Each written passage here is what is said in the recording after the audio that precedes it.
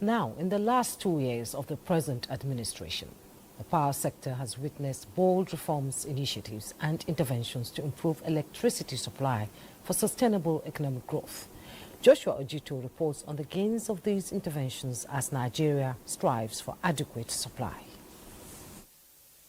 Nigeria has over the years initiated many policies and concepts at the power sector to get a spark that will bring it to full capacity, but the current of development continues to fluctuate.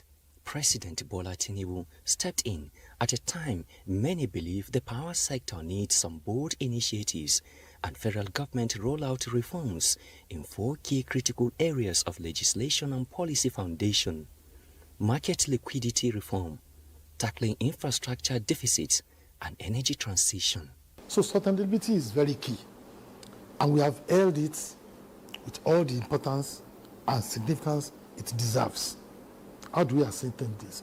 Number one is to develop local capacity. We have just introduced now that will ensure the training and development of a minimum of 1,200 engineers within the next 10 years.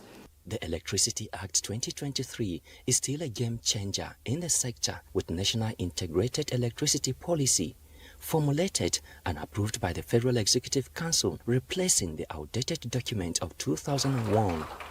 The 1 trillion economy is just around the corner, and the only way you can get it is when you have your industry, you're very, very industrialized, you localize your project, you domesticate your technology. The present administration achieved a peak generation of 6,000 megawatts of electricity in the first quarter of 2025, the first in the history of Nigeria's power sector, with Zungeru hydroelectric power plant currently generating to the national grid. The eye is on Kashimbila multipurpose hydro dam for full evacuation of electricity generated from the dam. Challenges of liquidity and metering are being addressed as the sector continues to witness investment in transmission infrastructure, with the pilot phase of the Presidential Power Initiative, also known as the Siemens project, completed and contract for the phase 1 signed. On energy transition, federal government is investing massively on renewable energy. Just recently, Mr. President approved that every university across the nation, that the ECN Energy Commission go to, install 2 megawatts of electricity in every university across the 36 states.